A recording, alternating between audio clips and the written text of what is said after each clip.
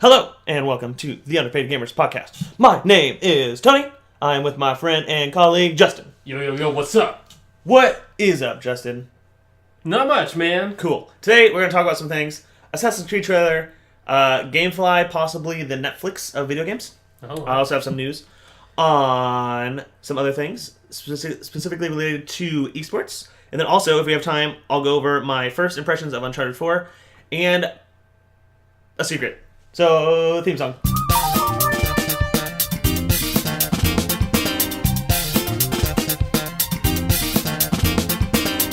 And we're back.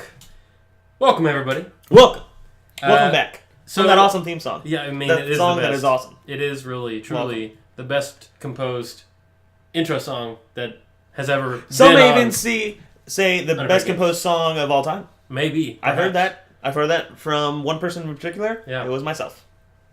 I like that. It's like when you vote for yourself. Like, It really is. Check mark. You know. So if you are you, the listener, or Listener. you, me? not you, Not talking to the other people, okay. the people, the invisible people, The people in the box. people in my mind. If you like our podcast, maybe you're one of those people who are like, man, I wish you guys released an episode every day. We're not doing that, but You could call we us do on- have. call us on the phone. You could I'll call. talk to Send you us about video game stuff. an email. That'd be fun. Send us an email. I'll talk to you about video game Yeah. stuff. You can tweet at us. Facebook group, you know. Facebook group. We have a Facebook group. If you love our content, we have many different outlets for you to read our stuff. How many different outlets? We have a blog, underpaidgamerspodcast.com. Yeah. We have a whole website just for us. We do. We have a couple writers on there beyond us, pumping out some content. Now that there's a new one up this week. Pump the jams. from Pump Rich. it up. We also have a YouTube channel. Yes. If you like watching replays, Gameplays. let's plays, That's we're really bad at gameplay, all sorts of fun stuff Yeah, is there's on one of YouTube. those. So check that out. Subscribe to our YouTube channel, Underpaid Gamers. Underpaid Gamers. I think it's YouTube/Underpaid Gamers. You'll see some beautiful artwork in all our stuff from one of our friends helping us out there. Yes. Yeah, so that's some of our stuff there. Send us a tweet at UP Gamers, Yes. and we want to hear from you. Email us We've at... underpaidgamerspodcast@gmail.com. That's the right one. So we in the past have featured people's questions before, Word. and we would love to get some more. Listen, So, email us and there you will hear me say your name. How much more motivation do you need than that? that's just pure glory. Literally none. Honor is just bestowed upon your name. Justin might even say it too. Maybe. We'll see. It depends on the name. It depends on what's in the It letter. depends on how good the letter is. Yeah. All right. So Alright. let's get started on the news. Okay. Sound good? Yeah. So, to kind of go along with what we're talking about, Assassin's Creed trailer, before we get there, Ubisoft has gone on record and said that they're not going to release an Assassin's Creed game in 2016. Did you say Ubisoft? I don't know. Ubisoft? Same thing. Is it? Is it the same thing? Anyway, the developer that makes Assassin's Creed has said that they're not making an Assassin's Creed in 2016. Yay! Which is fitting because the movie comes out in 2016. So it's not like... I mean, sure, they might take more time to make the game. Right. But at the same time, we're still get punched in the face with Assassin's Creed stuff. Right. However, that developer, who I obviously do not know how to pronounce for whatever reason, Mm-hmm. Ubisoft. it does not look like that when it's written down. Ubisoft. Ubisoft Mm-hmm. is going to release 5 games by March of 2017. 5 games? 5 games. Holy Let me tell cow. you. Watch Dogs 2. Okay. South Park, Fractured But Whole. It's a play on words. That name is just... that's just rough. They are releasing Ghost Recon Wildlands and For Honor. And then also a new AAA IP. So we can break this down a little bit and talk about them. Did you play Watch Dogs 1? I don't think you did. I did not. Okay, Watch Dogs 1 was fun. I think that people... I know that people didn't like it, specifically. I think that was mainly just because of the story. Mm-hmm. However, Assassin's Creed 1 was very good and new, and people didn't like that. And then Assassin's Creed 2 came out, and it's like the best game in the series. Yeah. So maybe Watch Dogs 2 will be really good. Either way, I'll probably pick it up, because I played Watch Dogs 1, and I enjoyed it for the most part. I got to the end, and I was really disappointed. I'm like, this kind of sucks. But the gameplay I had in it was really fun. You have a cell phone, and you're hacked into, like, the central mainframe, so you can, like, hack stoplights and, like, ATMs, and like you have all this personal information on people. So when you're walking down the streets, you can see like that person's name, what their annual income is, and what their occupation is. Dang. And like some of it's funny, most of it's funny, some of it's really weird, stuff like that. And then you can like steal money from people, just like hack into their bank account with your phone and do all this and do all that, and like blow stuff up and like jump on the train and stop the train and get in cars. So it's kind of like it's similar to GTA, except you can hack into things. Yeah, I think that's how... I remember looking at it at the store, and you told me it was essentially GTA, but with hacking. Yeah. Which was fun. I enjoyed it. The gunplay wasn't too bad. The driving wasn't too bad either. I've only played it once, which was like 2 years ago. So if they came out with another one, I think it'd be good. I think the main reason I got flack was their E3 trailer showed incredible graphics and incredible all this stuff, and then when the game came out, it wasn't anywhere close to that. So people were like, I expected this to look this much better. And it did not. But, whatevs. I enjoyed the gameplay. South Park. There was a South Park game called The Stick of Destiny or something like that. Yeah, that's what it is. And I heard it was very good. And I heard it was very funny. I've never, ever watched South Park, and I never intend to. Well, I would suggest not getting the video game then. Yeah. Because it's probably not going to make any sense. I've watched most of the show, I'd say. Really? Yeah, well, it was on Netflix in college a while back. And me and my roommate at the time... Michael. Okay. We binge watched it, I think, if I remember right. So what they had on there, which wasn't everything that they had, but it was quite a few seasons. So I can't say there's a lot of quality in there. I mean, there were some episodes I would not stop laughing, and I found that the later it was, the funnier it got. At night? Until 3 o'clock. Then it starts to taper off and not funny anymore. Oh, yeah. So there's like that happy hour, where you're like real tired, but you don't want to go to bed. That's when it's funny. Yeah. I get it. Yeah, I've never watched it.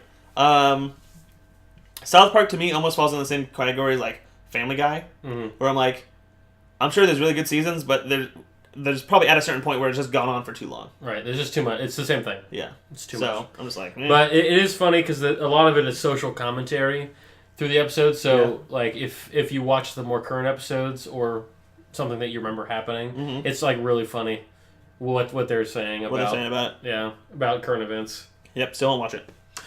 For Honor, I believe, is a first-person medieval like sword fighter.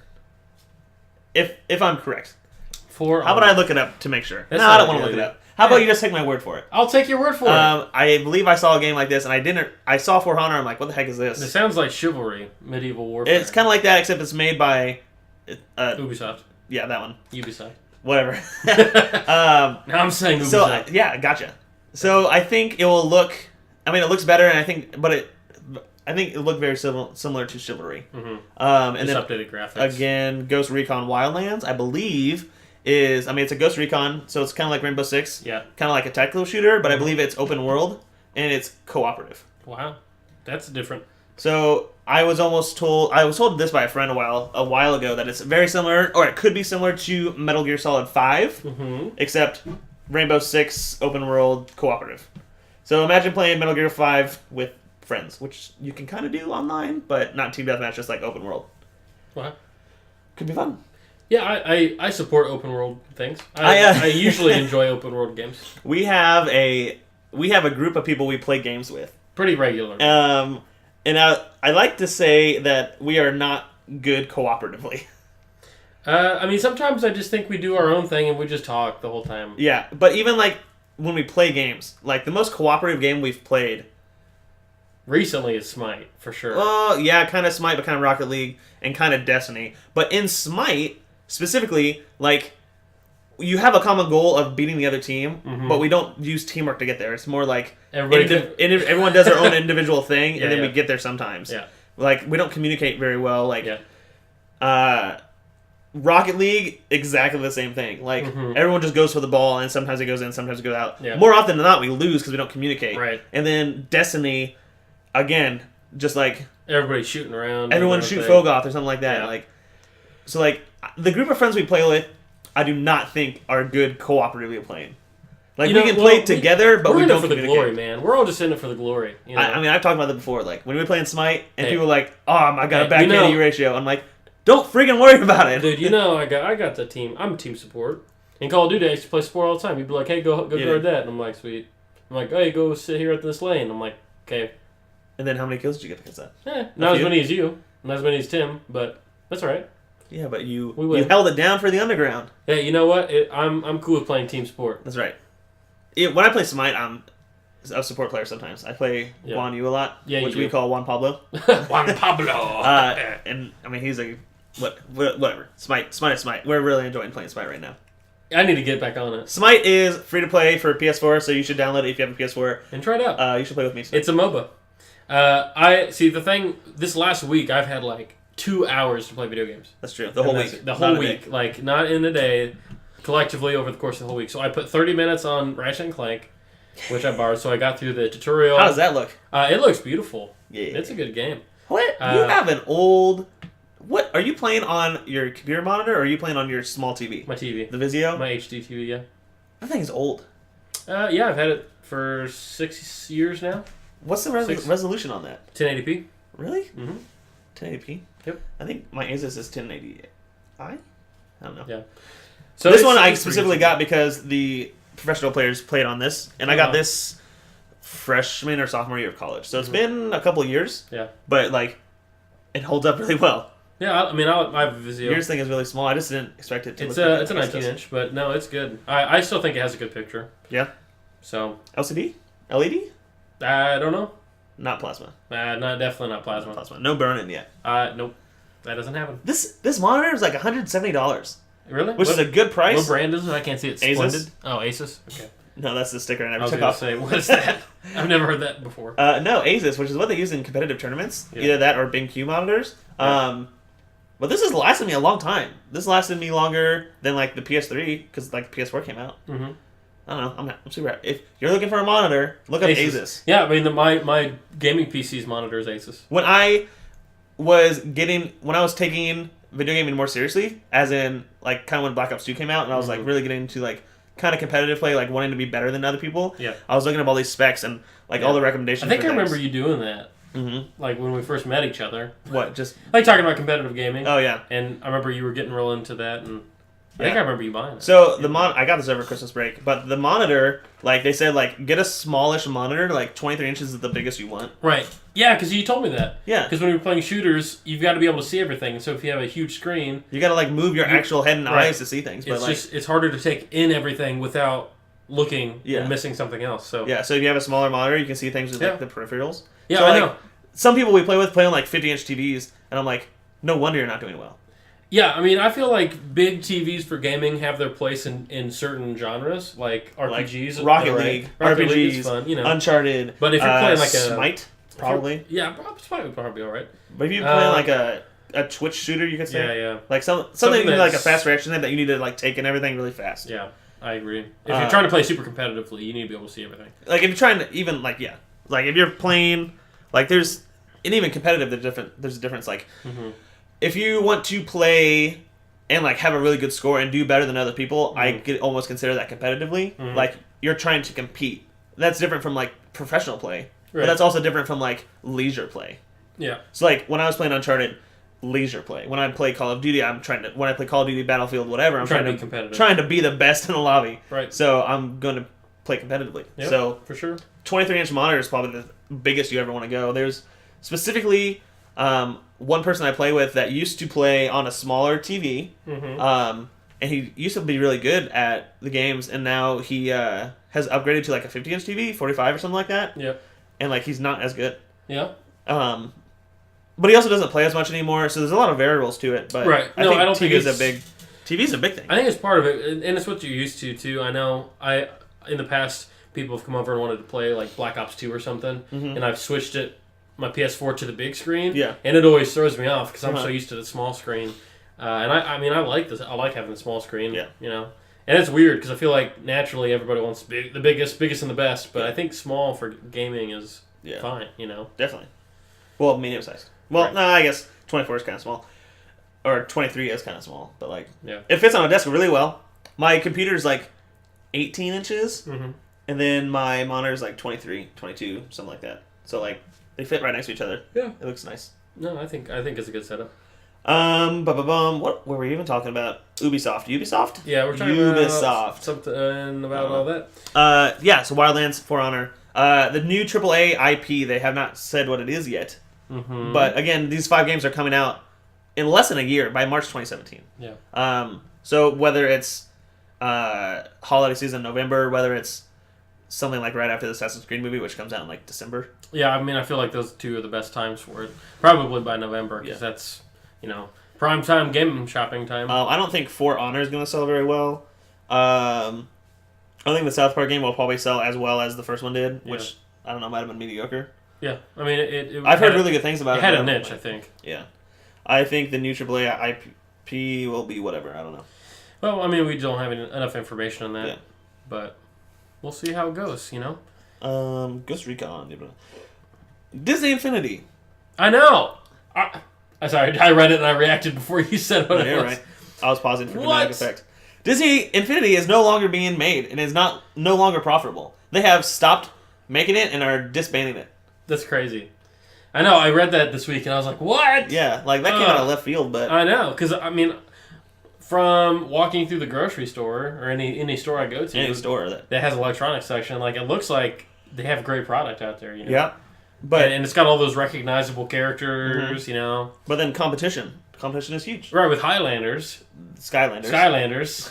A little bit of a difference there. Skylanders, and then also Amiibos. Yep. Like Disney itself cannot compete with Nintendo in the video game market, and I don't know who makes Skylanders, but Skylanders kind of did it first. Right. They built up a base first. And I feel like people who committed to that aren't going to switch because they already have so many figures and stuff of the other. So I listened to someone and they talked about how Disney Infinity isn't anymore, and they put up some good points. And I'll see if I can remember them. Specifically, like the way that their characters interacted with the game, like Amiibos, you level up. Like, you can use them in Smash or whatever. You can level up and do this and do this. You don't need the Amiibo to play the game. I think with Disney Infinity, you needed the action figure, whatever, to play the game. Huh. And then, like, I don't know if you could level it up or not, but, like, they said Disney Infinity is kind of like a poor man's Minecraft type of thing. So, like, you can use these characters, they can come to life, but, like, according to like competition, you can't like Skylanders. I compare most to Pokemon. Mm-hmm. So like you have these characters, I think you can level up, and there's like a memory chip in them, so you can take them with you or whatever. Yeah.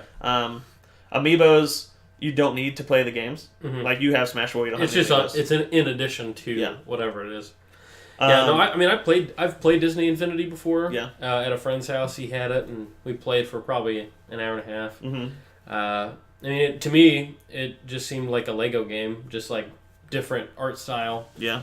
That's the type of gameplay, I'd say. And they also brought up, I can't remember what I was listening to, they also brought up that most of the Disney Infinity things they thought were purchased by like collectors. So like people that saw the Star Wars Disney Infinity action figures, they're like, I gotta get this because I watched Star Wars in the 70s. Mm-hmm. But when they come out with new things like Brave or any of that Frozen crap, they're like, I don't want to, like, Frozen sucks. Right. So, well, gamers don't really care about that, Disney does a good job with what they do, but what they do, depending on what it is, Marvel, Lucasfilm, Disney movies, whatever, it all goes to different audiences. So you can't just use like all of your content on it and expect people to have the best results. Like I think they should specialize in one thing at a time and do it well instead of trying to do everything. Because that's what it seemed like if you look through it. They had like every character from like everything. Right? They had like Marvel characters, Star Wars characters, Disney princesses. If I saw a cool Spider-Man Disney Infinity character, I'd probably buy it. I have 2 Amiibos that I got for Christmas, Falco and Marth, as I should. Even though I haven't played Melee in like a month, or more. I played so long last Friday. I told you about it. You didn't tell me. I just told you. I would have gone. It was our tournament, end of year tournament. God, are you kidding me? So I should have been part of that. Dude, in the first round though, in the winners bracket, I got knocked out by someone. And then I went down to the losers bracket, won a bunch, and then he went down to the losers bracket and knocked me out of the losers bracket. I was so mad. He got destroyed. He took me out. No, he played well. He was on it, I felt like I played better after. Did he play? Yeah. We did Fox Ditto in the winners bracket, and then I think I did Fox, and then I think I did Link. So you just gave it to him. Dude, I mean, I was already losing. I was like, you know what? I'm just gonna maybe the spam will work with Link. The up B spam? Dude, it did work against some of the other people, but in the losers bracket, I just did double Link one time. It just takes It was fun. It takes like a minute to get used to it, and then it's easy. Yeah. Then you can just spam it out, or then you can just read. Mm-hmm. Sorry, I can just read it. Well, you're good. So. Who was he? Was he playing Fox every time? If I remember right, he was using Fox every time. No respect. Where's the Falcon? Where's the normally he. Where's the He usually. The last year he played a lot of Ganondorf. Which was it that guy? Yeah, he was. I mean, for some reason, he just knows how to play me very well. Like, I don't know. Like most of the Well, most of the time he doesn't last long enough till you kill yourself. Dude, no, you don't know what it's like in the tournament. It's Okay. You don't know what it's like. Well, okay. I mean, I play different there, just because I'm not playing you. It's on. You're like way better than me, so it's like every time we play, it's like, why am I? I think you have a mental block. Dude, I do against you and this kid. They take me out every time. It's like I don't know what to do. Who's better between the two of us? You probably than him. I would say so, but I think he would give you a run for your money. Does he listen? I don't know. He's got to send us an email, and we got to bring it to Gametown. Gametown. What's his first name? Will we say it on the podcast or not? What does it start with? Starts with a B. Listen, B. Send me an email. And we'll meet up at like a McDonald's. I'll bring a Wii. We'll play Smash. I'm trying to imagine what that would look like. Justin will be there. Oh, that's funny. We're gonna find out who's better. Did he win the tournament? No. No, I'll have to beat the guy that played the tournament. Yeah, dude. Some of those kids, like from last year to this year, have improved so much. I'm throwing the smackdown with tech skills. Like this is ridiculous. Kids are like wave dashing across the screen. Yeah. And doing all these tech moves. There's one kid that I went to one Smash Club at your school. There's one kid that like would wave dash and do all this stuff. Yeah. But like he couldn't do it effectively, and right. he like that's all he did. Well, some of the kids are now doing it effectively, which is getting really annoying for me because I can't. I haven't been able to do it. My brother-in-law just got 20XX, and I have yet to get it from him, but I will be. Yeah. Soon. Yeah. Sometime. I've played some 20XX there. I haven't. I'm so jealous. You have all this Smash technology at your fingertips. You know? I have nothing. I play the old school way. I have to play against the computers. I mean, that's all the kids, man. They bring it. They bring it. It's their passion for Smash that makes it happen. I have a passion. I'm throwing the smackdown for this B kid. I know. We'll see what happens. This is BK. Bad kid. Burger King. Dang. At Burger? I thought you said McDonald's. BK. Whatever. Dang. Well, in other news. I'm going to beat the BK at the BK. Anyway. In other news. Star Wars. Overwatch. Dang it. Have you heard? What? I said Star Wars. No. Dang it. Not you. It's not your turn. Okay, dang it. Overwatch Talk to me. has claimed to permanently ban cheaters on their first offense. Yeah, I saw that. That's incredible. I love it. Because freaking cheaters with their... On PC, it's so easy to cheat. Right? Yeah. I mean, obviously, it's going to be on all consoles. So yeah. It'll be... Usually, it's more difficult to cheat on the console, but it's possible. What if they're all computers, so... What if you get banned and you weren't cheating? Well, see, that would be the issue. And I don't play on Overwatch, so it doesn't really matter to me. I might pick it up, actually. $60? Oh, man. I've got Uncharted 4 to get before that, so... I don't know. The beta did not... There's been a big debate on Reddit about whether Overwatch was worth $60 or not. The main points for it being worth $60 is that Blizzard has promised to include more maps and game modes throughout the lifespan. Yep. And the biggest argument against that is the beta was so limited. There wasn't a lot. Mm-hmm. There wasn't a lot to do. It was more voice packs and things. Like you can get treasure chests or whatever. Mm-hmm. And it didn't really keep people initiated to play. So the reward system wasn't worth it? I was just playing itself. Like it didn't seem like there was a lot to it. Yeah. Well, I mean, I don't know how much more you played than I did. I mean, we only played that one time. One game extra, I think. Yeah. No, that's not true. I played one day. I was just really unfamiliar with everything, so I didn't really have time to test everything. But yeah. I mean, I thought it was enjoyable. I don't know. It's Blizzard, so people are like... Blizzard has really good customer support. Yeah. They do a really great job of adding content and generally being fair to people. Mm-hmm. Now, there was the whole Vanilla WoW incident, but I understand their position of that, you know? They got it back? So, I mean, I've been a fan of StarCraft, you know, the Warcraft, not World of Warcraft, but Warcraft and... Hearthstone? And Diablo. Hearthstone's great. So, you know, I Heroes think of the Storm? do it well. I don't know. I haven't played Heroes of the Storm. I haven't either. I don't know what it's about. The MOBA? Is it a MOBA? Yeah. Well, I have recently acquired a new love for MOBAs because of Smite. Yeah. Maybe we should try that sometime. Well, if it was on the PS4, maybe I would. Yeah, it's not going to happen. Well, then... It's PC click. Never mind. Lots of clicking. Click, click, click, click, click. Anyway, So they're permanently banning cheaters on first offense, which I think is a step in the right direction for the most part. Like, yeah, I mean, as long as there's some sort of way to review the process, like if you get unjustly banned, you should have a way to contest it. Like on YouTube, when you get copyright struck for BS, you can contest it. That happened to us So many times. We won every one, though. That's right. That's right. This is also very funny, though, because 2 or 3 of the people we also play video games with, whenever they get killed in shooters or anything and they think it's BS, they always call the other person a cheater.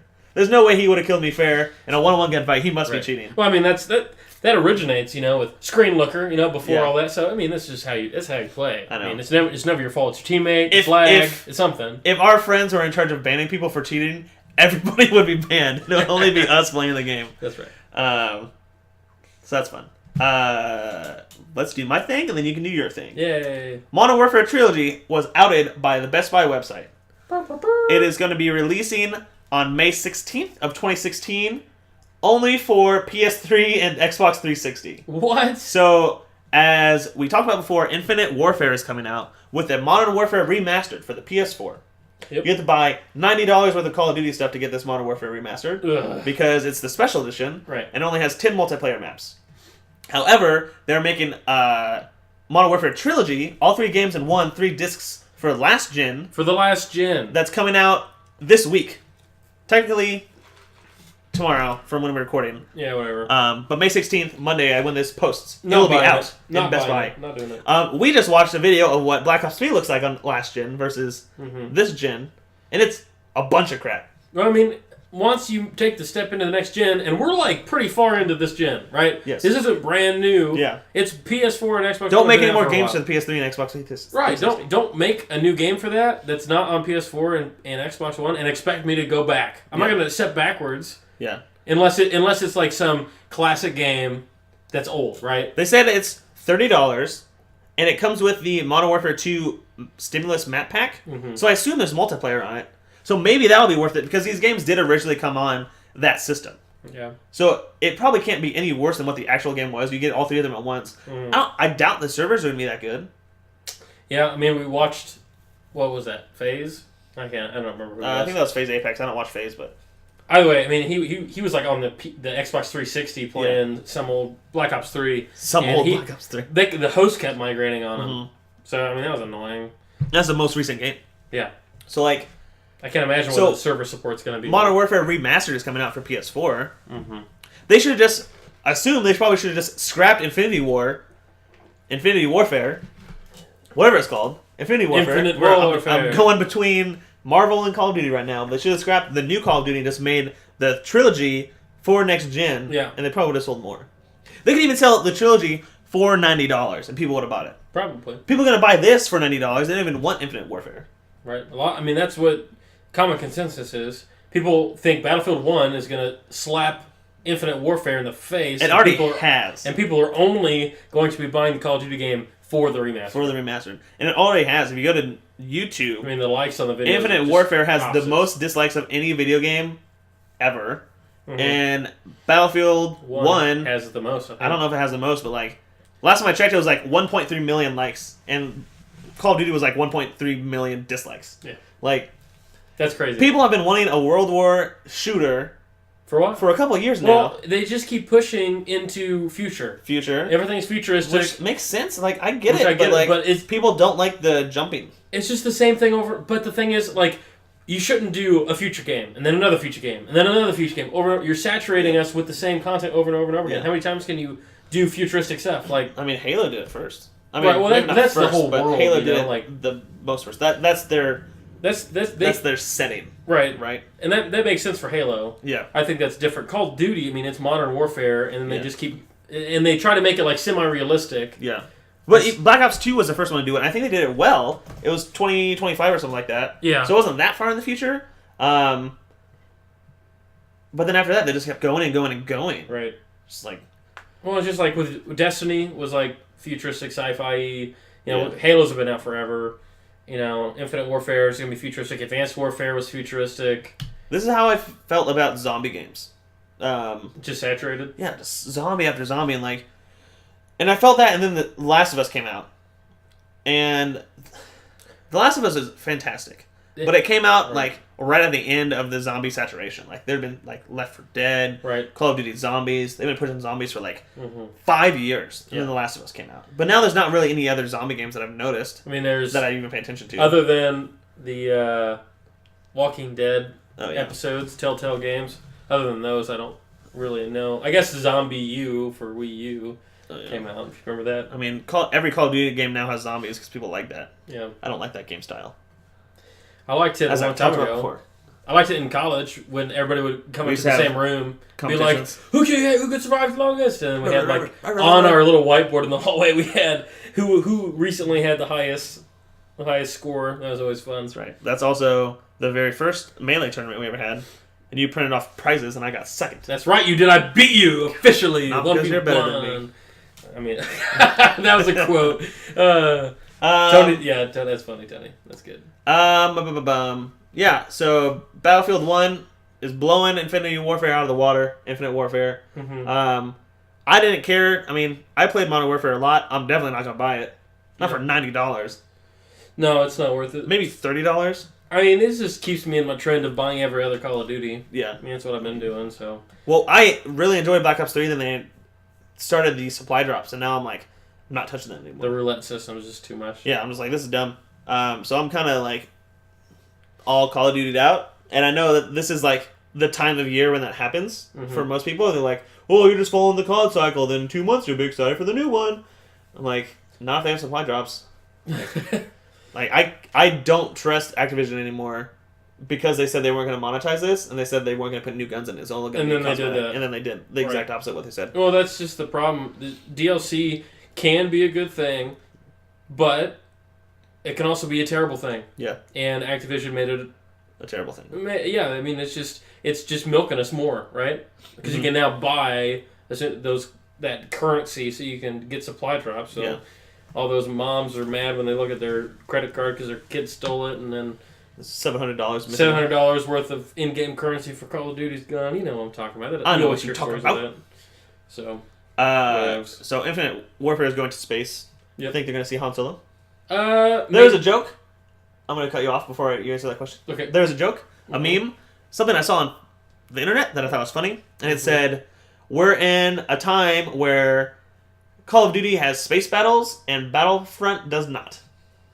Star Wars Battlefront does not." I'm like, both the games suck. Dude, Battlefront 2 was announced. Yeah, I think I saw that. Yeah, so they're gonna have freaking space battles. What I'm really hoping so. I really hope so. I think they will, just because of the response that they got about it. They're gonna have from a the community. campaign. Yeah, I mean, I hope so. I mean, they haven't announced any of that, but I'm really hoping that they add a campaign, they add space battles. Are they gonna learn from their mistakes? I'm hoping so. I know that it's gonna be the new Star Wars content, so it'll be the new trilogy. Is what it's gonna be. So the DLC is gonna continue as it progresses. I know, right? I could be Poe Dameron. You could be Rey Kenobi. I could. Ray, you mean Ray Antilles? No one thinks that Ray except for Skywalker? you and your brother. I know. We talked to him today. I called him. So Star Wars, some news. Are you done with your news? Are you good? For right now. All right. Star Wars has some interesting... Wait, I got one more! News. Oh, no! Just kidding. I mean, I do have one more, but okay, we're going to wait until you're done. Go ahead. So Star Wars has some books. Proceed. Books such as Star Wars Tarkin. It's the new expanded universe, so this is like the official canon. One of the newer books is called Star Wars Bloodline. It is officially on the top 10 list of... Top 5. Yeah, was it number 3 or number 5? You said top 5. I don't know. Yeah. Top 5 New York Times bestseller for this week. So it's good to see Star Wars back on top. Back on the New York Times best-selling list. For me, I know some people are really upset that the expanded universe is now non-canon or legendaries or whatever. But for me, it's exciting because it's fresh content now. You get to start new. You get to start, and I mean I hadn't read everything before, and I thought some of the expanded universe was a little bit ridiculous. Like what? Like the Yuuzhan Vong, which was like this. Bless you. Yeah, I know, right? This race of beings from another galaxy invade the Star Wars galaxy, and essentially are like resistant to the Force, and would just like eat planets and terraform them into what they wanted.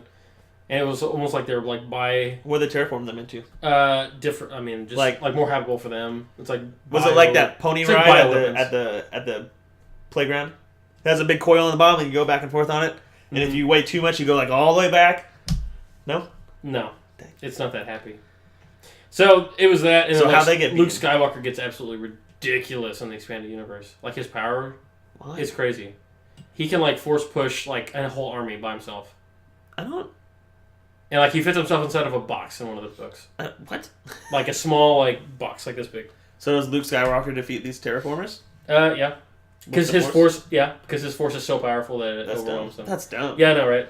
So it's just like I also don't think Luke Skywalker should be that strong. Everyone thinks of him as a legendary Everyone thinks of him as a legendary Jedi. Yeah. And I don't think he did much.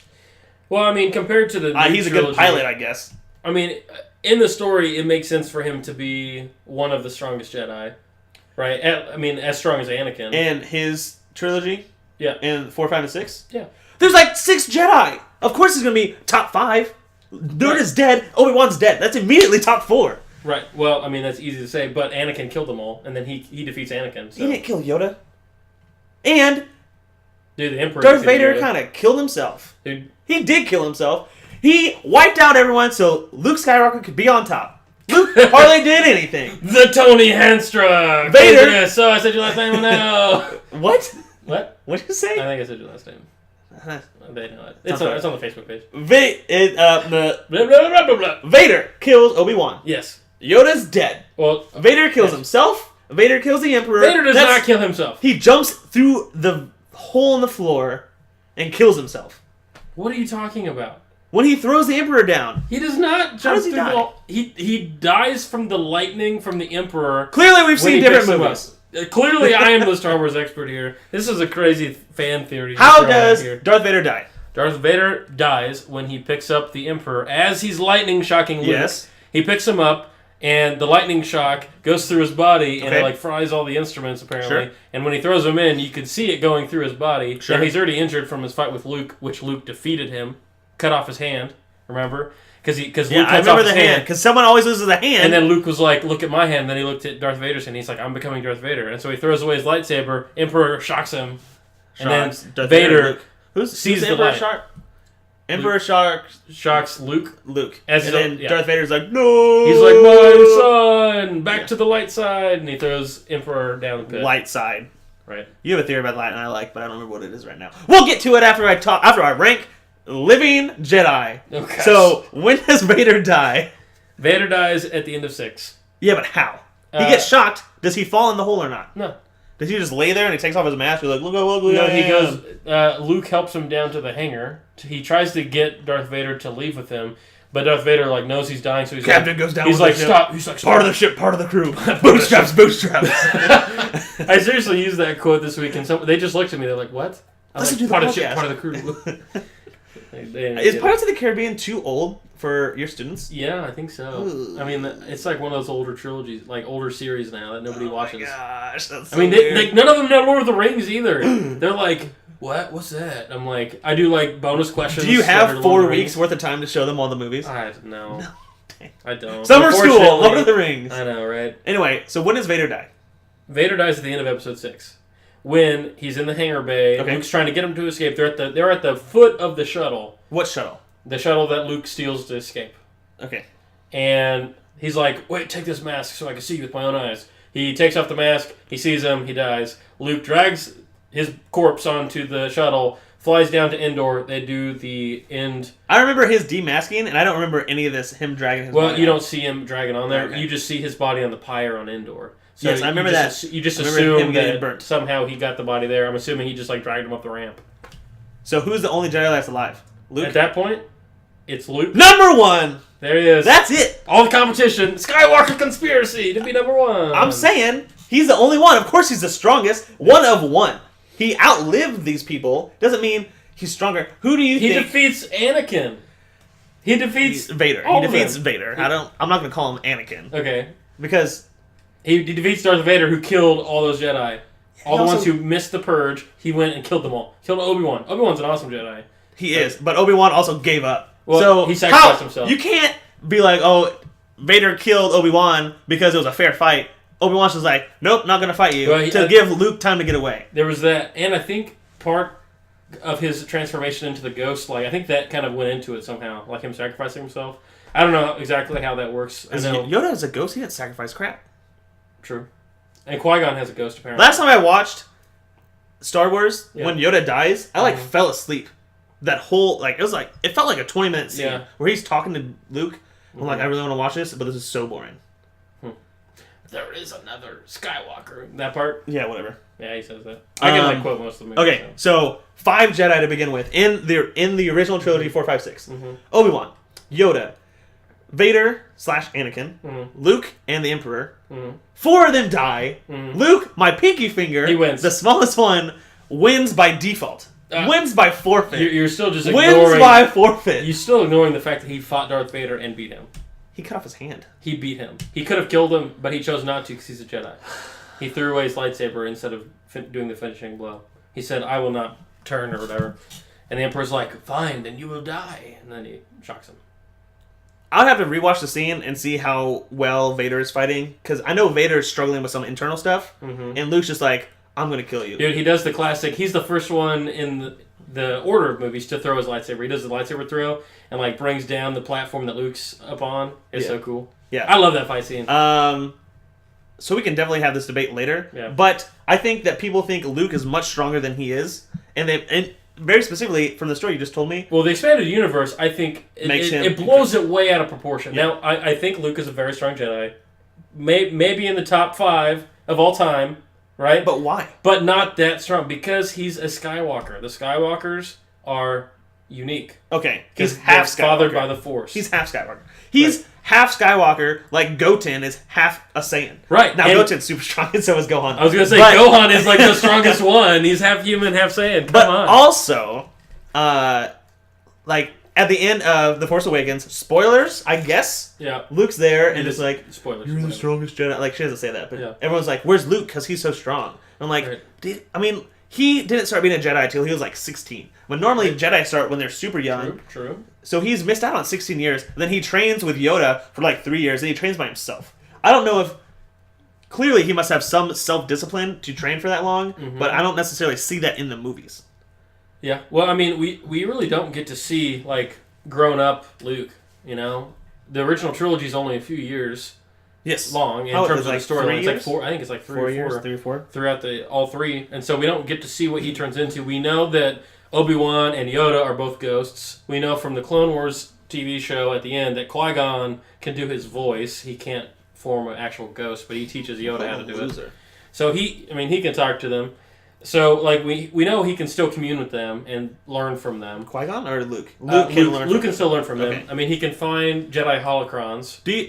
All those things. Okay, we're getting way something. Well, so do you think USB drives? Okay. Little Yoda's main preferred method of training is jumping on your back and making you do one-handed push-ups. Yep. Do you think that's so much easier when he's a ghost and weighs nothing? I doubt he'll continue that I'm gonna train you, but it's not gonna feel like I'm gonna float on your back. Don't move. Anyway. Yeah. So Star Wars. I'm trying to think what else. I had something else. Luke Skywalker. Oh, yeah. Is not as strong as people think he is. I guess. I don't know. I disagree with you, but I can see where you're coming from. But I still think you're wrong. He has no competition. He's number 1, and he's been number 1 for so long. But there's no one else. Well, see, I'm sure that... I wonder if Rey's going to be stronger than him. Not according to the Legends or whatever it's called. Well, that's not canon anymore, so... But that's what I thought was so ridiculous about it. That's why I was glad they're resetting the canon, and they have Disney being the one that says yes or no to things. What's his name? Kylo Ren? Yeah. I think... Kylo Ren could... Here's a question. If Kylo Ren and Luke Skywalker from Jedi Returns fought... Return of the Jedi. Whatever. You're in my waters now. Who would win that fight? You say Luke. Wait, Kylo Ren from Force Episode Awakens? 7 versus Luke from Episode 6. Oh, Luke would win. Hands down? Yeah. Why do you think? Is that because Kylo's like so like mentally like, well, it's because he's... I'm so emo, I listen to My Chemical Romance, blah. I think it's on really... my headphones, I listen to My Chemical Romance and Teenage Angsty. It's just because he's an apprentice still. Like, he doesn't truly know things. Like, that's what they allude to. And then Finn and Rey defeat him in combat. Yeah. And they're untrained. So I would assume any trained Jedi would be able to take on Kylo Ren with a pretty good chance of winning. Ease. I would say ease because he is very powerful. You can even tell. Someone that trained with a green monster on his back. Yes. A small monster. A what? A small little cute monster. A sewer monster. Is He's what so I thought funny. you said. Where did Luke learn how to fight? Because clearly it's not with Yoda. Oh, I mean, like lightsaber dueling? Yeah. I mean, he learns with the blast shield, he like in the first like 20 minutes of the movie, but beyond that, I don't know where he gets his dueling skills. I've heard people refer to it as just chopping down a tree, cutting wood, because there's like axe in a way. They just because that's what happens when he cuts off Vader's arm. Yeah, he's like keeps going and going and going, and that, if you ask me, that takes no skill. That's just like pure power. Well, the choreography in 4, 5, and 6 takes a lot from fencing. I don't know if you look at the way they stand. Yeah, it's more like a fencing stance than 1, 2, and 3, which they expand on. And then he jumps and flips and stuff. Yeah. One of my favorite things about Star Wars that's not talked about a lot is that they try to show how heavy the lightsabers are by people always using 2 hands on them. Yeah, and then you see Darth Vader with like 1 hand the whole time. Right. You're like, dude, one of my favorite scenes with Darth Vader fighting is in Empire Strikes Back. When Luke goes to confront him, and he's obviously outmatched, and he like walks up the steps, and then Luke gets kicked. They start fighting for like a second. It's right after Han gets carbonated, mummified. He like kicks Luke down the steps, and then Darth Vader just like floats down, like with his arms out, and his like cape is going behind him. I'm like, oh my gosh, he's so scary! Like, I love it. It's like so cool. I like Star Wars. I don't know if you noticed. Anyway, so the conclusion we came to is Luke is 1 of 1. 1 of 1 on top, baby. 6 to 7. Yep. Until he starts training all his pupils. That's true. And then we don't know. We don't know anything about it. So does Luke just jump on the little kid's back like Yoda does? He's like, run around. Dude, there's a picture on Daisy Ridley's Instagram. Okay. Of Luke, Mark Hamill on her back, and they're at the thing, and he's like, "Go!" and she's like running. And he's like pointing in a direction. I think I've seen that actually. It's pretty funny. They got pretty big sense of humor. So what do you think? I mean, this is not on our topic at all, but we're going... No, we're totally way off topic right now. What do you think as... how strong do you think they're going to make Luke in Episode 8? Yeah, I mean, that's what I'm excited to see. Is he going to be more like strong with the Force? Or is he like Obi-Wan was like really strong with like dueling and like... That's what Anakin, they both were more like Jedi Guardians if you can go by the classes in the games. I kind of get the feeling he's going to be more like a Force-centric Jedi.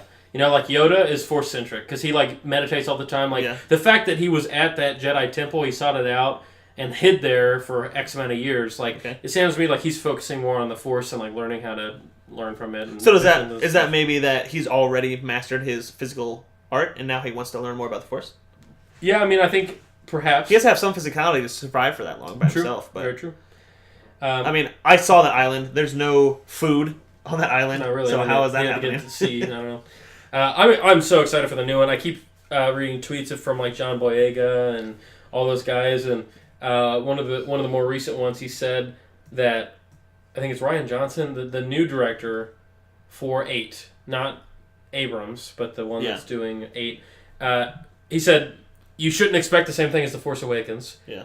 He said it's darker and bigger than 7, and I don't know how it could be bigger than 7 because 7 is huge, right? Like, I felt like it was a very big production. You know what movie was also dark and big? What? Batman v Superman. Stop it! Don't put that on Star Wars Episode 8. Don't curse it like that. I'm just saying. Stop it.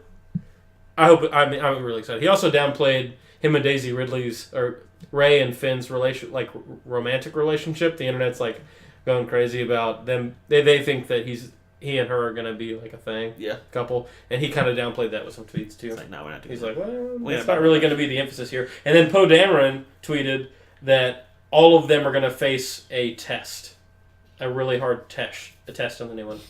So I don't know what that means, but AP US History.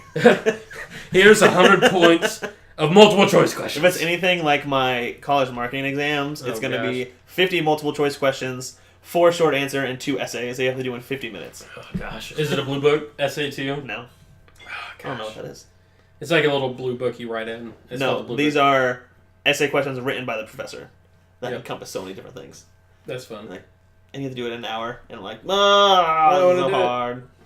Damn. Anyway, so I guess that's it for Star Wars. Think Luke Skywalker is that strong. Okay. I think he has a good thing on his resume. He does. He specifically that he was there when Vader was defeated. Oh my gosh, how can he just not He was present. He was present. He wasn't wielding any lightsaber. He didn't kill Vader. He could have, but he chose not to. Jedis don't try to kill people if they can help it. I mean, except for all the other people that they kill. All the stormtroopers. Oh, we don't care about them. They're just mindless little faceless drones. So except whatever. Not. They're all different people. How many Finns are there? How many Finns have died in the past? At least one. At least. Anyway. We saw it at the beginning. Back to the topic. Back to whatever what are we talking about? Let me look. Oh. TBS. TBS is releasing something that I just found out. I was watching. I was actually... When I'm at work, you're only supposed to have 2 channels on, CNN and ESPN. Yeah. And I'm like, it's Saturday morning, I'm watching Seinfeld. So I turned it to TBS, and I saw a commercial for their E-League. And the TBS E-League is a CSGO tournament that's going to be on Friday night at 10 p.m. Primetime TV, from what I understand. It's going to be 2 10-week tournaments. So essentially, I looked at the schedule, and it is 4 teams per week, and they're going to play... not on TV on Tuesday, and they're going to play on Wednesday, and they're going to play on Thursday. All those are not on TV. Mm-hmm. But the finals are broadcasted on TV at 10 p.m. on TBS. This is starting Friday, May 27th. So if you want to watch all the prelims, you can go and watch it on stream, I'm sure. Maybe even TBS, their streaming service. Maybe. But just the fact that they're having esports on a huge network like TBS. Picking up on live TV. At 10 p.m., which is right after, 2 hours of the primest of time. The 2 hours of Big Bang Theory, which used to be the biggest TV show on. I don't know if it is anymore. Yeah, I doubt it. I know I'm praising TBS for doing this, and I do think it's a good idea, but I also think that TBS is kind of where TV shows go to die. So the Big Bang Theory used to be on CBS or something. Yeah. CBS used to have all these big shows. They used to have CSI, probably NCIS, all these other things. And then TBS kind of picks up on them and does this and does this. It kind of happened with the Conan show, everything like that. However, TBS used to be one of my favorite TV channels. It probably still would be if I had cable. My least favorite thing about TBS is in the summer, there's a block of 4 hours of just baseball every day. Maybe not every day. It feels like every day. Right. I don't like baseball. Yeah.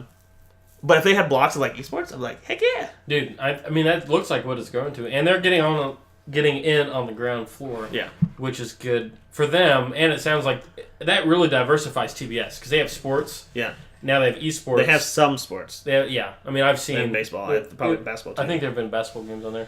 So there definitely is because I watched a game on the TBS. So the first week, which starts Tuesday, May 24th. Again, I don't think that's on TV until Friday. Is Luminosity and Renegades and Team Liquid and Cloud9, which are huge. Yeah, those big huge names. Week 2 is Optic and Ninjas in Pajamas and G2 and Tylo, other things. This is cool. Yeah, CSGO, right? Is that what you said? Counter-Strike, yeah. Yeah. So every Friday is the weekly final. And again, it's Friday at 10 p.m. That's, I hope that's Eastern time. I bet. If that was Western time, that would be 1 a.m. Yeah, Eastern. I'm not doing that would be bad. But if that's Eastern time and it's broadcasted live, that's 7 p.m. on the West Coast, which is even better time for people like us that specifically want esports to grow. Yeah.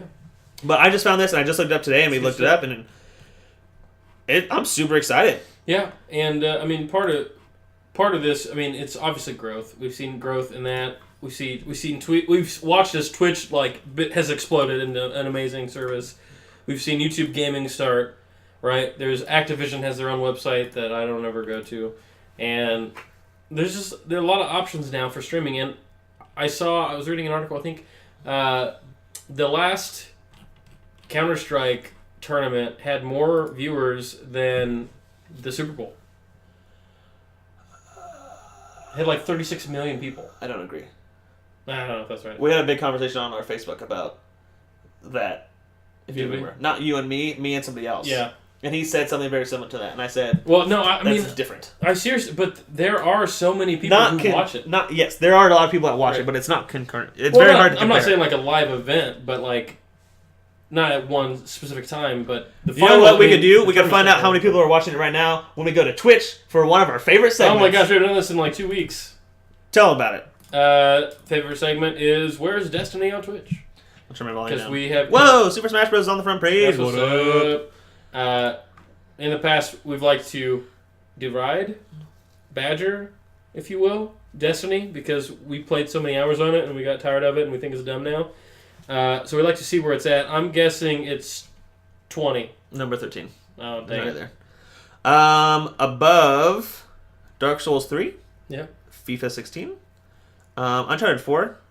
I figured Uncharted 4 would be higher, but it's also been out for a week. Right.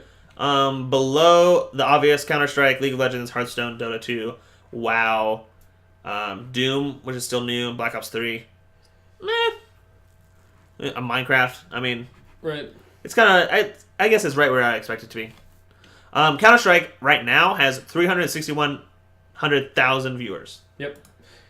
I mean, that's just right now. What if that was on? Like, what if there's a huge? What if that was on TV? How many people do you think watch TBS at 10 p.m. on Friday? I don't know. It's a good question.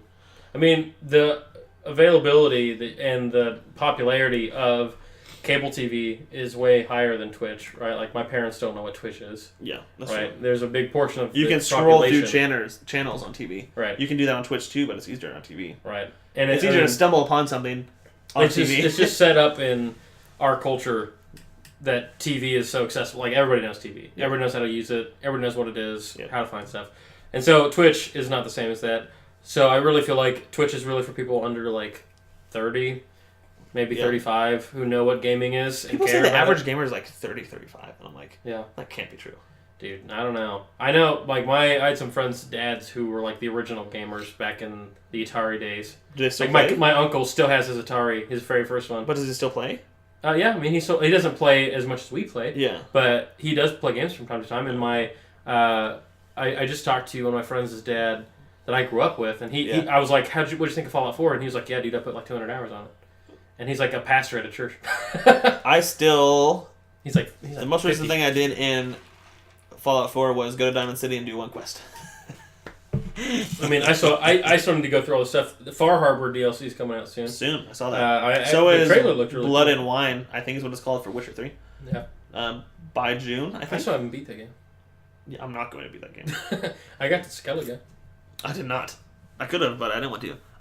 So E-League on TBS, I'm very excited for. I don't care that much about CS:GO. I've never played it before. I can't play it. As I've said before, my computer sucks for stuff like that. Yeah.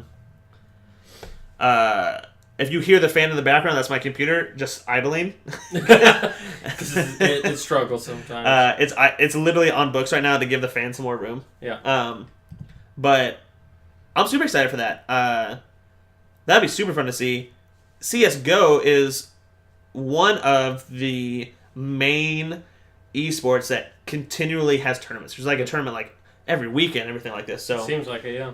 So I don't think it's hard for them to find this thing. It's just another thing that they have to do, that the players have to go through. Yeah, and I know we talked about this before the episode, and it's not on the list, but there's an organization. Whoa, it's not on the list. No, go. Do you want me to go for it? We can't talk about it? No, we can talk about it. We're talking about servers for like 20 minutes. I know we did. Are we going to get to the last topic, or do you want to just save that for next week? We won't talk about these. I said we'll talk about Uncharted 4 if we have more time, but you haven't played it. True. So there's like this organization. I was reading on. It was on like one of the major news websites, and I always click on. I think it was like BBC News. They always have video game stuff. Word. On their tech channel or tab, I think, said there's a new organization trying to make a common structure for all esports, so a place that players can have a voice in the way that they're treated, and also how events go and what events there are. A way for there to be like revenue sharing between all the teams. Just kind of like making it more like the other leagues of actual sports, like the NFL, the NBA, MLB, the way that they're organized. The WNBA? All under one thing, the WNBA. Yeah. Wow. I hope they're not like that. Well, we'll see. Women. Push up. So we'll see what I think is interesting. Tony and I had a little bit of a discussion beforehand. Backstage before, pre-production, we were like, what do we want to do? What do you think about it? I think it'd be a good idea because I've read some articles before of players getting treated very poorly by the owners of a team, as in like not getting paid or getting paid like way late, or being traded unfairly to another team. Some things that are like just without their consent or kind of under the table stuff. And so I think it needs to have some sort of transparency with everything, and there has to be some sort of structure. Now the argument against it is the lack of competition, right? It's a monopoly, right? Econ students, if you're listening, monopoly. So it doesn't have competition, right? I mean, we literally just talked about Econ students, monopoly. You have the supply curve and the demand curve, and when it shifts to the right, you have less of this and more of that. You could be an econ teacher. I am an econ teacher, based on what I just said. Is that what I sound like when I talk about it? I mean, are people asleep? If they're asleep, I'm a successful econ teacher. You're so mean. Yeah, so it's very interesting because I think probably a standardized thing is a good idea, but at the same time, players get traded all the time. It's kind of part of the business. Mm-hmm. If people aren't getting traded, they're going to have to buy these players, and that's going to be expensive. Mm-hmm. I mean, my biggest team-based esport I've watched is Call of Duty. Mm-hmm. So people get traded all the time there, and it's still very small, and people still laugh at Call of Duty as an esport. Yeah. But people go back and forth on teams all the time. If you have to start buying people, like Optic Gaming is arguably has the 4 best players for Call of Duty. Yeah. And there's going to be 4 expensive players. You have to like buy out their contracts or other people, and then you sign on for a contract for like a whole season. And then what happens if you just keep losing and losing and losing and you want to go somewhere else? You have to buy out your own contract? Or, well, I don't know. I just think if they started making it this way and they stop making it like more of a laissez-faire, like people can't... econ teacher. Yeah, people can't... laissez-faire, hands off! People can't just do their own thing. People can't have this capitalistic view of be like, I want to go here now. Mm-hmm. I have to wait for my contract to be up. There's very specifically one of the best Call of Duty players was Damon Barlow, who goes by Karma. And for Ghosts, his contract was bought by evil geniuses. Mm-hmm. And then they benched him. It's because they didn't really have a spot on his team. Yeah. So he couldn't play for another team because he was bought. Yeah, true. But also the bigger complaint I have is, what does this mean for smaller esports? Like what does this mean for Smash players? What does this mean for Rocket League players? Right. And what does that look like? We don't know answers. This is just the idea, and I just heard the idea of it being thrown around on the news. So I mean, I think it has a lot of potential benefits, some potential drawbacks depending on how it's done. Yeah. I would say, but I am all for transparency in things and having some structure to it. So word esports. So do you want to go for that last question? Or question? The thing down there? This? That's bolded? No, go up. No, up here? Yeah. Oh, I want to talk about... We should talk about the Assassin's Creed trailer for a second. Okay. You watched it. I watched it. Kanye West, all over this thing. I don't know why he's in this, but he is. Right? That's the it just didn't unanimous consension from everybody on the YouTubes. Everybody on the internet. The internet people said, no! Why is Kanye West on here? This trailer was released. Almost immediately, there was like 50 videos up that said, Assassin's Creed with good music, and they changed it to like in-game music. Yeah. There's a song specifically called Iron, I believe, that they used in the Assassin's Creed Revelations E3 demo, E3 gameplay release, or E3 trailer, and they just put that over this one, and it fit better than Kanye West. A lot of people think that they just made this trailer with other music, and then Kanye West signed on at the last minute, and they cut out that music and put on Kanye West. Dang. And like... Well, and it just seems... So a video game movie already has struggles, right? Because the medium has not, in the past, really transferred to the screen very well. And I think for Assassin's Creed to do well, they've got to embrace what Assassin's Creed is. Yeah. Right? And just like shamelessly make it what it is. I feel like with making a Kanye West, making his song in the background, it first off, it doesn't fit the Spanish Inquisition or Abstergo, right? Kanye West isn't even Spanish. It's like just trying to appeal to pop culture through his music, right? Yeah. And that's like cheap. It's like a cheap way to try and get people to like it, you know? Oh, you like Kanye West? Maybe you'll like this movie. Right, like that. No, it should be. It should be. Look, we're diving into the past. Yeah. Like, listen to this music. Like, let it. The era, let it be amazing. music of the era. Right. You know, like take us into like it has so much potential for awesomeness. You know, history. Diving into that, but they're not going to do that. They're going to try and do what sells and take the shortcuts. And I mean, this is what video game movies do. Just generally, they almost just like shot themselves in the foot. Yeah. It's like there's been a lot of talk. I mean, there's been a lot of talk about it, which they say. No news is bad news, right? Or whatever Any publicity is good publicity. Yeah, but like the first thing I wrote was Kanye West. The whole thing changes the tone. The whole music changes the tone. Yeah. I was watching it and I was accepting the trailer, and then I heard Kanye West, and I'm like, nope, this is dumb. Yeah, and I made some notes as I always do. Specifically, the act of a movie versus a video game, like the act of watching Assassin's Creed versus playing Assassin's Creed, and I know this is why they keep making movies, is that Twitch is so popular. Yep. So many people like watching other people play video games. Mm-hmm. But I think it's because they can also go and play those games by themselves if they want to. It's a shared experience when you've played the game and you're watching somebody else play it. Because you know what skills and like how it works. Yeah. But with the movie, it literally takes out all that. It takes out everything I find enjoyable about the game, which is being able to do that parkour and like doing like manipulating how I want to do things and like the violent takedowns and like jumping into the hay, like the way that makes me feel, the way it changes the camera angle to like, it's always third person, but like the camera goes with specifically Ezio with Altair into the hay, like all the way from the leap of faith, and like this would take everything out of that. Like unless it's like a first person thing, it's not the only first person like thing I've seen very well, but like Spider-Man, the Amazing Spider-Man does like a first person web swinging thing in each movie, and that's like my favorite part of that movie, of both movies. I also wrote that this movie needs to be rated R to show the takedowns violent enough that they are in the game. Yeah. If there's not like blood, if there's not like these super violent takedowns, and it's just like a rip-off of the game. Because that's part of the game. Right, no, it is. That game is brutal. Yeah. That'd be like making a PG-13 Last of Us movie. Yeah, that's not going to happen. Like, what? I also, like, there's a new animus in this. It's not the thing you lay down in. Right. It's like, he's like in the air, so I assume it's like he moves in real life as he's moving through the past. Yeah. And then they also give him hidden blades to use in his animus, like while he's in the animus. I'm like, why is that necessary? Yeah, that's not necessary. That's not necessary at all. That was weird.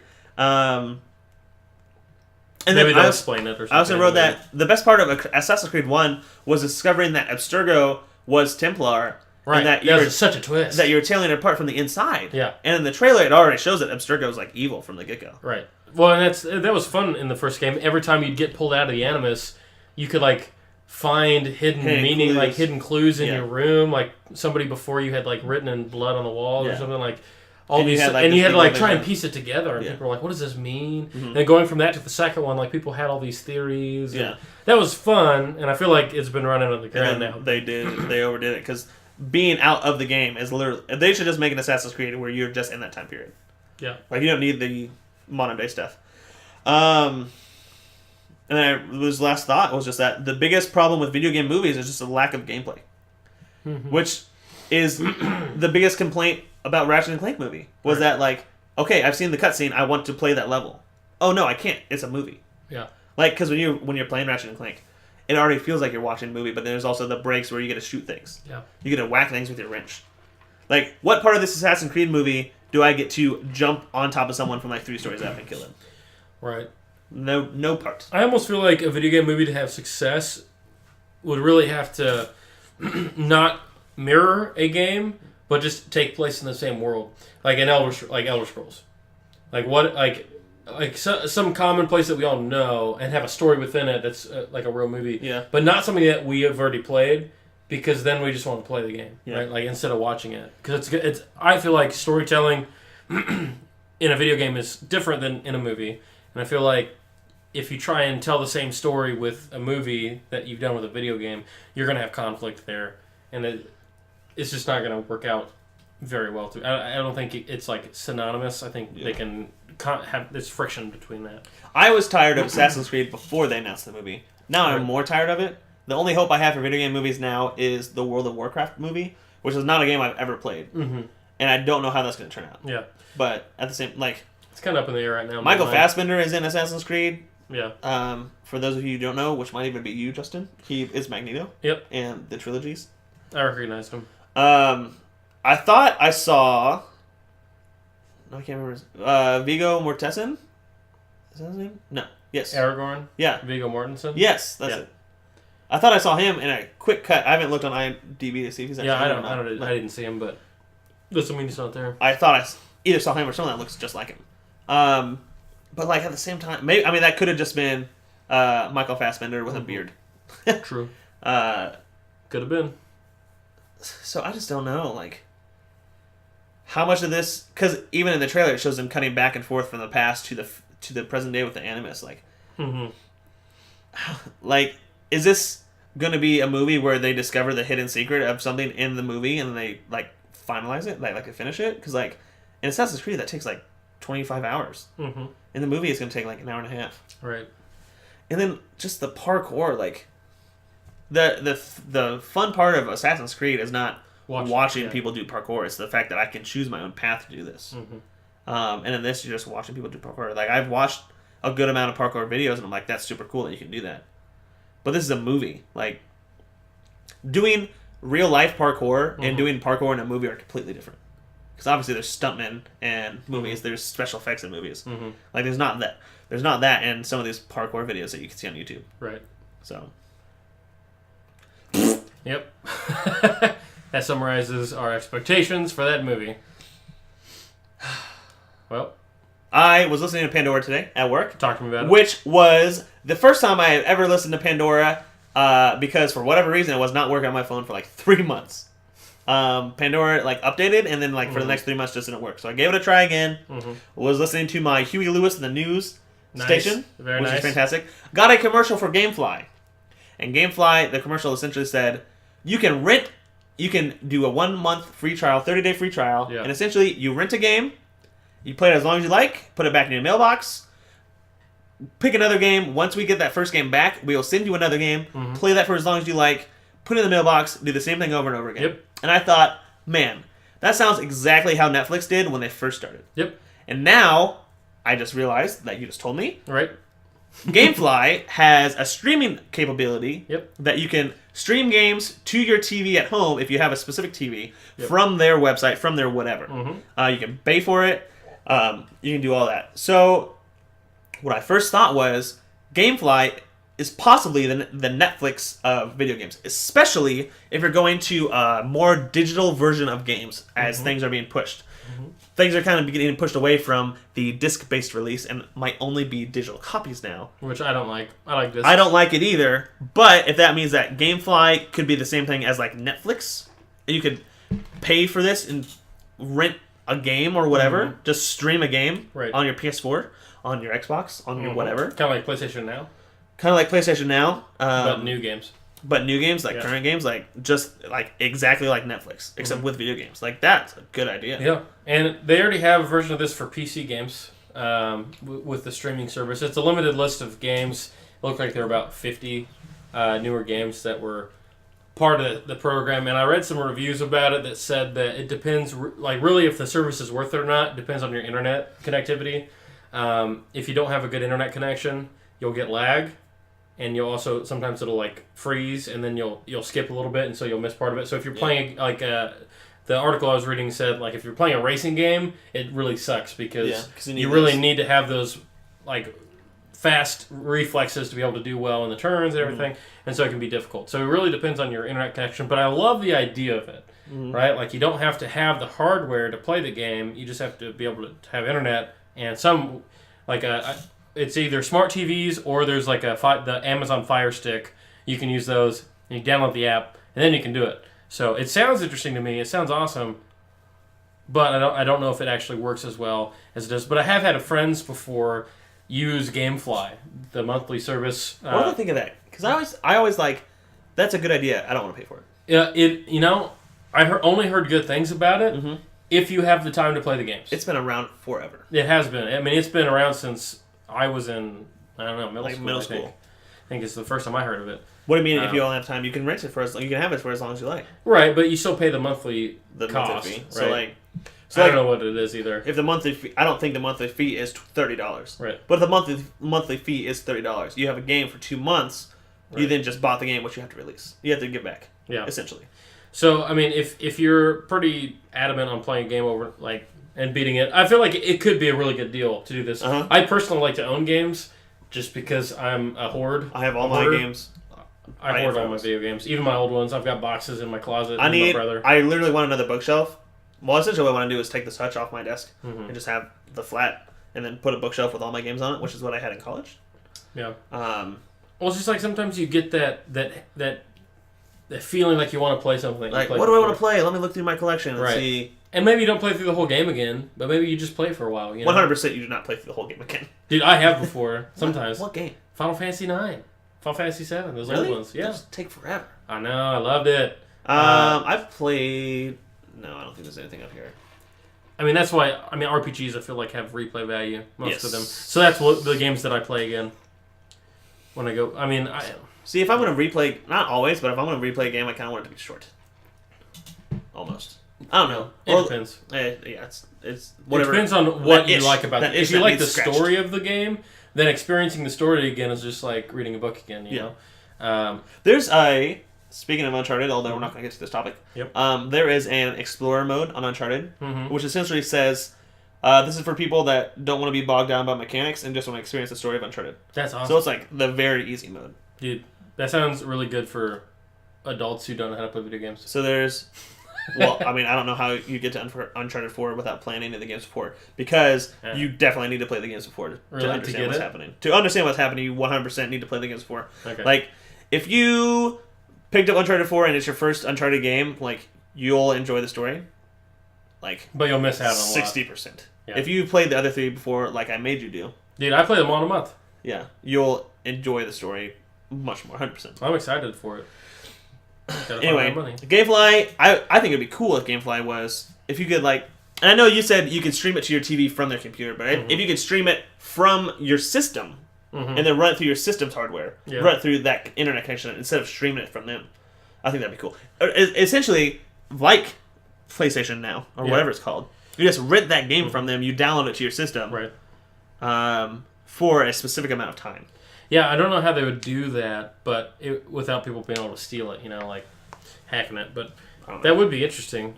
And PlayStation Now does it. If it were, yeah, I know. I guess they do it. So I mean, if it works, then I'd be game. That'd be fun. Man, that'd be cool. Netflix of video games. Like if you just wanted to, because demos are kind of a thing of the past now.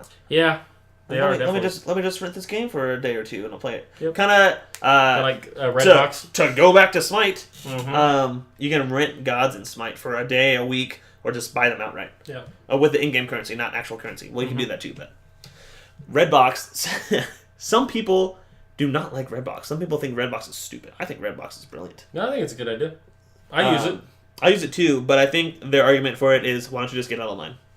I'm like, fine. Like, true. I understand. But Redbox video games are not bad for demos, but they only have... Each Redbox has 4 video game selections. Yeah, that's not... That's not their main market. I mean, primarily movies. I worked at a family video. Yeah. And all the newest video games, you had to put a $20 deposit down so that you wouldn't steal it. Mm-hmm. Then once you brought the video game back, you got the $20 back. Yeah. But at the same time, it's just you could have just stolen it and paid $30 for a brand new video game. Mm-hmm. But I don't know. It is what it is. Anyway, Gamefly possible new at Netflix would be sick. Mm-hmm. I love it. Oh, also Gamefly lets you rent movies too. Which is what first made me think, this is like Netflix. Yep, they do. They had Star Wars on the homepage. Yep, that's what I got. He was there. Yeah. I just watched Guardians of the Galaxy a week or two ago. Yeah. Again. How was it? There were some jokes that I'd forgotten about, and I laughed. Yeah. It seemed much shorter the second time. Mm-hmm. There were some things I remembered, and I was like, oh, this is happening again. Still have not seen Thor: The Dark World, although I think I should. You probably should. I don't know. I don't know. Is what it is. It is what it is, I guess. Are you going to buy Uncharted 4? I don't know. I mean, I want to, but this month has been... You got to have it for your collection. This month has been the worst for my budget, because... You know what? Because you got engaged? Nope. That's right. Not that. Definitely not that. So... Because you had to pay bail? Yep. Econ bail? I just, I murdered those students. Cause, That beat you in Smash. Yeah. Is that why I can't play B? Because you killed him? Yeah. Yep. That's why. Just kidding. I think... Just letting you know, internet. I'm just kidding. Anybody can say just kidding. If B is murdered tomorrow, oh my gosh. who's the first suspect? Oh my gosh. What did I do? B, I'm coming for you. Oh I'm going to murder you, and then Justin's going to get blamed. No, the podcast will be mine. I think that's what we got. I think it's all my news. I think that's what we got. We talked about Star Wars. For a long time. That was unexpected. I know. That was like 20 minutes of Star Wars today. It's exciting. I know. I'm going to put that in the thing. 20 minutes of Star Wars? How strong is Luke Skywalker? Not. In the description.